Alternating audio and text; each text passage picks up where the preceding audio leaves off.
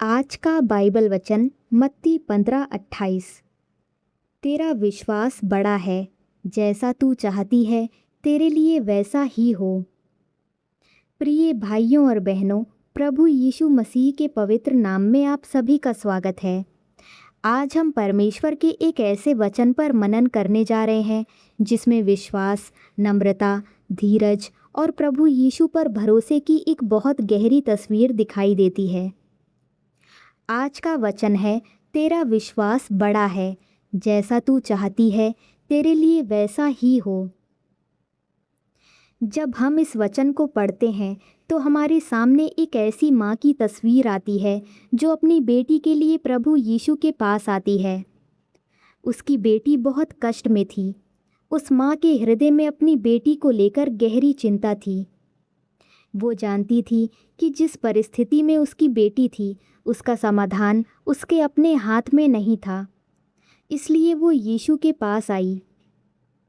यहाँ से हमारे लिए विश्वास का एक बहुत सुंदर पाठ शुरू होता है। उस स्त्री ने यीशु के पास आकर अपनी पीड़ा छिपाई नहीं। उसने अपनी परेशानी को प्रभु के सामने रख दिया। उसने पुकार कर कहा, हे प्रभु, दाऊद की संतान, मुझ पर दया कर। मेरी बेटी दुष्ट आत्मा से बहुत सताई गई है। उसकी प्रार्थना छोटी थी, लेकिन उसके पीछे एक बहुत बड़ा भरोसा था। वो जानती थी कि यीशु उसकी पुकार सुन सकते हैं। कभी कभी हमारे जीवन में भी ऐसी परिस्थितियाँ आती हैं जहाँ हमारे पास बहुत सारे शब्द नहीं होते। हम बस इतना कह पाते हैं, हे प्रभु, मेरी सहायता कर। शायद आज आप भी किसी ऐसे ही समय से गुजर रहे हैं। शायद आपके घर में कोई चिंता है। शायद आप किसी प्रियजन के लिए प्रार्थना कर रहे हैं। शायद आपके मन में भविष्य को लेकर प्रश्न है।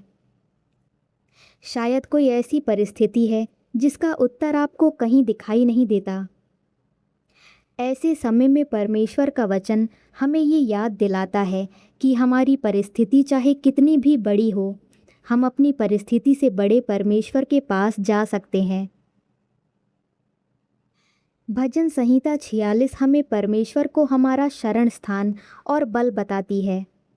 ये संदेश हमें याद दिलाता है कि संकट के समय हमारा पहला सहारा हमारी अपनी सामर्थ्य नहीं, बल्कि परमेश्वर होना चाहिए। उस स्त्री ने यीशु को पुकारा, लेकिन तुरंत वैसा उत्तर नहीं मिला जिसकी वो आशा कर रही थी। यहाँ विश्वास की अगली परीक्षा दिखाई देती है। कई बार हम प्रार्थना करते हैं और चाहते हैं कि उसी क्षण उत्तर मिल जाए। हम चाहते हैं कि जिस समस्या के लिए हमने आज प्रार्थना की है, उसका समाधान आज ही दिखाई दे। लेकिन परमेश्वर के साथ चलना हमें प्रतीक्षा करना भी सिखाता है। भजन संहिता 27:14 हमें ये शिक्षा देती है कि हमें यहोवा की बाट जोहनी चाहिए और हियाव बांधना चाहिए। ये वचन हमें बताता है कि प्रतीक्षा निष्क्रिय बैठना नहीं है। प्रतीक्षा का अर्थ है परमेश्वर पर भरोसा करते हुए उसके समय की बाट जोहना। कभी कभी हम कहते हैं, प्रभु कब तक? लेकिन परमेश्वर कहता है, मुझ पर भरोसा रख। कभी हम कहते हैं, मुझे उत्तर क्यों नहीं मिल रहा? और प्रभु हमें अपने चरित्र की ओर देखने के लिए बुलाता है, क्योंकि हमारा विश्वास केवल उत्तर पर नहीं, उत्तर देने वाले परमेश्वर पर होना चाहिए। कनानी स्त्री ने भी ऐसा ही किया। उसे तुरंत वो उत्तर नहीं मिला जिसकी वो प्रतीक्षा कर रही थी। फिर भी उसने प्रभु को छोड़ नहीं दिया। वो आगे बढ़ती रही। उसने फिर कहा, हे प्रभु, मेरी सहायता कर।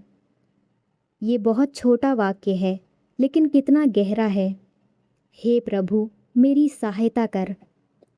आज आप भी ये प्रार्थना कर सकते हैं। आपको बड़े बड़े शब्दों की आवश्यकता नहीं है।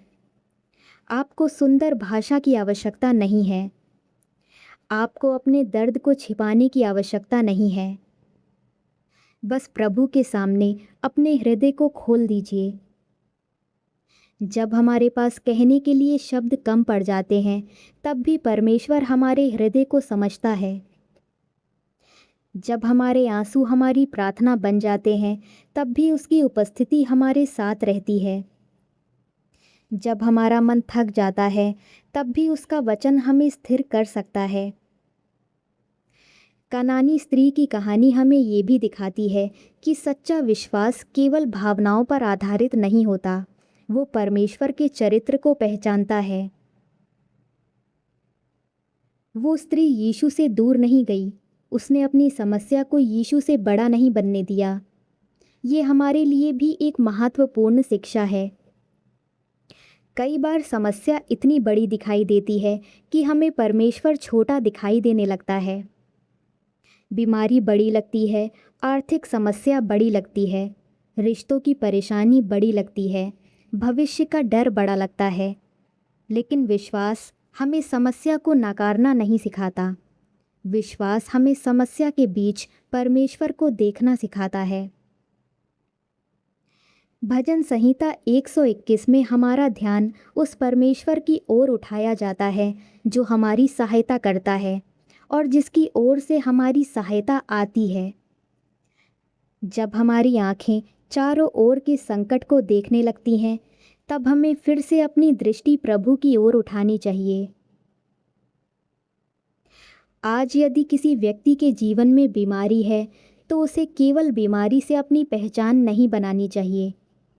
यदि किसी व्यक्ति के जीवन में आर्थिक परेशानी है, तो उसे केवल अपनी कमी से अपनी पहचान नहीं बनानी चाहिए। यदि किसी व्यक्ति के जीवन में असफलता आई है, तो उसे अपनी असफलता को अपना पूरा भविष्य नहीं समझना चाहिए, क्योंकि परमेश्वर हमारे वर्तमान से बड़ा है। कनानी स्त्री की कहानी में एक और सुंदर बात है। उसने नम्रता के साथ प्रभु के सामने बने रहना चुना। मत्ती 15 के इस वचन में प्रभु यीशु और उस स्त्री के बीच हुई बातचीत हमें उसके विश्वास की गहराई दिखाती है। वो स्त्री पीछे नहीं हटती, वो प्रभु की ओर देखती रहती है। यही हम समझते हैं कि विश्वास और नम्रता साथ साथ चलते हैं। नीति वचन 3-5-6 हमें अपने पूरे मन से यहोवा पर भरोसा करने और अपनी समझ पर निर्भर ना रहने की शिक्षा देता है। ये वचन हमें याद दिलाता है कि हर परिस्थिति को हम पूरी तरह नहीं समझ सकते, लेकिन परमेश्वर पूरी तरह जानता है। कितनी बार हम कहते हैं, मुझे अभी समझ नहीं आ रहा, और शायद यही वो क्षण होता है जब हमें समझने से पहले परमेश्वर पर भरोसा करना सीखना होता है। विश्वास का अर्थ ये नहीं कि हमारे पास हर प्रश्न का उत्तर हो। विश्वास का अर्थ है कि जब हमारे पास उत्तर ना हो, तब भी हम परमेश्वर को नहीं छोड़ते। इब्रानियों 11:1 विश्वास को उन बातों के विषय में आश्वासन के रूप में समझाता है जिन्हें हम आशा रखते हुए देखते नहीं। इसलिए विश्वास हमें दिखाई ना देने वाली बातों के बीच भी परमेश्वर पर भरोसा करना सिखाता है। लेकिन हमें एक महत्वपूर्ण बात समझनी चाहिए। बाइबल का विश्वास ये नहीं सिखाता कि यदि हम पर्याप्त विश्वास करें तो परमेश्वर को हर बार वही करना पड़ेगा जो हम चाहते हैं। विश्वास कोई शक्ति नहीं है जिससे हम परमेश्वर को अपनी इच्छा के अनुसार चलाएं। विश्वास परमेश्वर के सामने समर्पण है।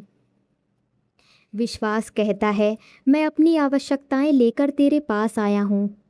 मैं तुझसे विनती करता हूँ, मैं तुझ पर भरोसा करता हूँ, और मैं अपनी इच्छा से अधिक तेरी बुद्धि पर भरोसा करता हूँ। प्रभु यीशु ने भी हमें प्रार्थना में पिता की इच्छा को सर्वोच्च स्थान देना सिखाया। इसलिए हमारा विश्वास परिणाम से अधिक परमेश्वर में होना चाहिए। यदि परमेश्वर हमारी परिस्थिति बदलता है तो हम उसकी स्तुति करें। यदि वो हमें प्रतीक्षा करना सिखाता है, तब भी हम उसकी स्तुति करें। यदि वो हमारे लिए एक ऐसा रास्ता खोलता है जिसकी हमने कल्पना नहीं की थी, तब भी उसकी स्तुति करें। और यदि किसी परिस्थिति में हमें उसके साथ धैर्य से चलना पड़े, तब भी हम उसे छोड़े नहीं। यिर्मयाह 17:7 हमें उस मनुष्य के बारे में बताता है जो यहोवा पर भरोसा रखता है और जिसकी आशा यहोवा है। कितना सुंदर सत्य है। हमारी आशा परिस्थितियों पर नहीं, परमेश्वर पर हो। प्रिय भाइयों और बहनों, आज अपनी आशा को फिर से सही स्थान पर रखिए। अपनी आशा अपनी नौकरी में मत रखिए। अपनी आशा केवल मनुष्यों में मत रखिए। अपनी आशा केवल धन में मत रखिए। अपनी आशा केवल अपनी योजनाओं में मत रखिए। अपनी आशा प्रभु में रखिए, क्योंकि मनुष्य बदल सकता है, परिस्थितियां बदल सकती हैं, योजनाएं बदल सकती हैं, लेकिन परमेश्वर विश्वास योग्य है। अब आइए हम सब मिलकर प्रार्थना करें। हे प्रेममय पिता, आज हम तेरे पवित्र नाम के सामने आते हैं।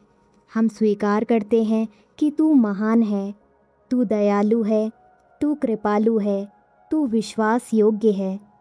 हमारे जीवन में बहुत सी बातें ऐसी हैं जिन्हें हम स्वयं नियंत्रित नहीं कर सकते, लेकिन हम ये जानते हैं कि हमारे जीवन का परमेश्वर हमारे नियंत्रण से बाहर की हर परिस्थिति को जानता है। हे दयालु परमेश्वर, आज हम अपनी सारी चिंताएं तेरे सामने रखते हैं। जो चिंता हमने अपने परिवार से छिपाई है, तू उसे जानता है। जो आंसू हमने अकेले बहाए हैं, तू उन्हें जानता है। जो प्रार्थना हमने बार बार की है, तू उसे जानता है। जो प्रश्न हमारे मन में है, तू उन्हें भी जानता है। हे स्वर्गीय पिता, हमें विश्वास दे, ऐसा विश्वास जो केवल अच्छे दिनों में मजबूत ना दिखाई दे, बल्कि ऐसा विश्वास जो कठिन समय में भी तुझे पकड़े रहे। जब हमें उत्तर ना मिले, तब भी हमें तुझ पर भरोसा करना सिखा।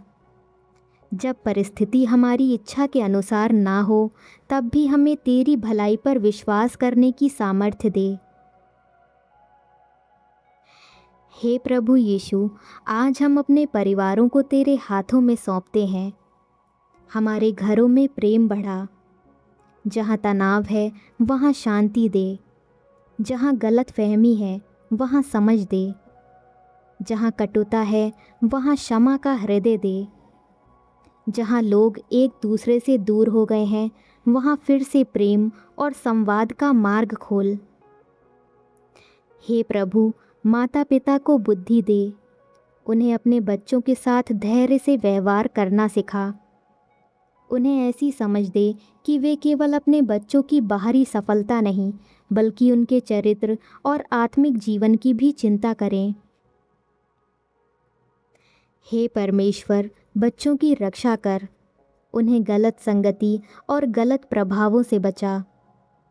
उन्हें सत्य और भलाई की ओर बढ़ा। उन्हें ऐसा हृदय दे जो सही और गलत के बीच अंतर समझ सकें। हे पिता, युवाओं को विशेष रूप से संभाल। जब उनके सामने भविष्य को लेकर अनेक रास्ते हों, तब उन्हें सही दिशा दे। जब वे दूसरों से तुलना करके निराश हों, तब उन्हें अपनी दृष्टि से स्वयं को देखना सिखा। उन्हें अपनी बुलाहट, जिम्मेदारियों और जीवन के उद्देश्य को समझने की बुद्धि दे।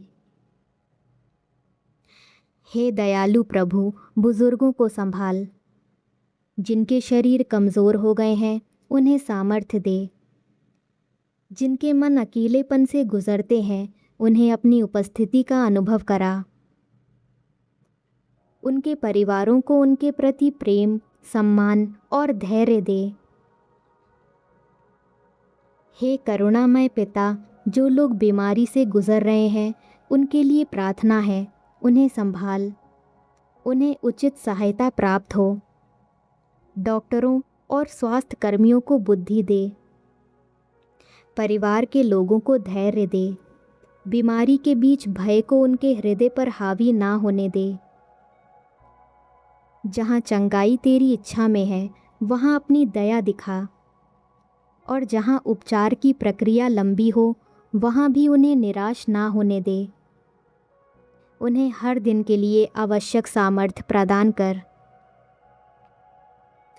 हे प्रभु, आर्थिक संकट में पड़े हुए लोगों को संभाल। जिनके पास रोज़गार नहीं है उनके लिए उचित अवसर प्रदान कर। जिनके ऊपर कर्ज है उन्हें सही निर्णय लेने की बुद्धि दे। उन्हें जल्दबाजी, लालच और गलत रास्तों से बचा। जो लोग अपने परिवार की आवश्यकताओं के लिए संघर्ष कर रहे हैं उनके लिए आवश्यक सहायता के द्वार खोल। हे परमेश्वर, हमें ये भी सिखा कि धन को अपना स्वामी ना बनाएं। हमें मेहनत, ईमानदारी, संतोष और विवेक दे। जो कुछ हमारे पास है उसके लिए धन्यवाद करना सिखा। हे पवित्र आत्मा, हमारे मनों को शांति दे। जब चिंता बार बार लौटे तो हमें प्रार्थना की ओर मोड़। जब नकारात्मक विचार हमें घेरें तो हमें परमेश्वर के वचन की याद दिला। हमें अपने विचारों को सत्य और विश्वास के अधीन रखने में सहायता कर। हे प्रभु, हमें क्षमा करना सिखा। जिन लोगों ने हमें दुख पहुंचाया है उनके प्रति हमारे भीतर की कड़वाहट को दूर कर। हमें बुद्धि दे कि हम सही सीमाएं बनाए रखते हुए भी क्षमा करना सीखें। और जहां हमने किसी को दुख पहुंचाया है वहां हमें अपनी गलती स्वीकार करने और क्षमा मांगने की नम्रता दे। हे पिता, हमारे पापों को क्षमा कर। हमारे छिपे हुए पापों को प्रकाश में ला। हमें सच्चा पश्चाताप दे। केवल शब्दों में नहीं बल्कि जीवन में परिवर्तन दे। हमारे विचारों को शुद्ध कर। हमारी भाषा को शुद्ध कर। हमारे व्यवहार को शुद्ध कर। हमें ऐसा जीवन दे जो तेरी महिमा करे। हे पवित्र आत्मा, हमें आत्मिक रूप से बढ़ा। हमें हर दिन परमेश्वर का वचन पढ़ने की भूख दे। प्रार्थना में बने रहने की इच्छा दे। दूसरों के प्रति प्रेम दे। ज़रूरतमंदों की सहायता करने का हृदय दे। सेवा में नम्रता दे। हे प्रभु, हमारी प्रार्थनाओं के उत्तर में हमें धैर्य दे। यदि तू तुरंत मार्ग खोलता है तो हमें धन्यवाद करना सिखा। यदि हमें प्रतीक्षा करनी पड़ती है तो हमें विश्वास में स्थिर रख। यदि कोई दरवाज़ा बंद हो जाता है तो हमें बिना शिकायत तेरे मार्गदर्शन की खोज करना सिखा। हे पिता, हम अपने भविष्य को तेरे हाथों में रखते हैं। हमारी योजनाएं तेरे सामने हैं। हमारे सपने तेरे सामने हैं। हमारी इच्छाएं तेरे सामने हैं। हमारी चिंताएं तेरे सामने हैं। जो हमारे लिए अच्छा है उसे स्वीकार करने की नम्रता दे और जो हमारे लिए उचित नहीं है उसे छोड़ने की बुद्धि दे। हे प्रभु यीशु, हमें ऐसा विश्वास दे जैसा तू अपने वचन में चाहता है। ऐसा विश्वास जो परिस्थिति के कारण तुझे ना छोड़े। ऐसा विश्वास जो प्रतीक्षा में भी प्रार्थना करता रहे। ऐसा विश्वास जो तेरी दया को याद रखे। और ऐसा विश्वास जो अंततः अपनी इच्छा से अधिक तेरी इच्छा पर भरोसा करे। हम ये सब प्रार्थना अपने उद्धारकर्ता, अपने प्रभु यीशु मसीह के अनमोल नाम में करते हैं। आमीन। अगर आपको प्रार्थना की ज़रूरत है तो नीचे कमेंट में अपनी प्रार्थना लिख सकते हैं। हम आपके लिए प्रार्थना करेंगे। याद रहे, आप अकेले नहीं हैं। परमेश्वर हमेशा आपके साथ है।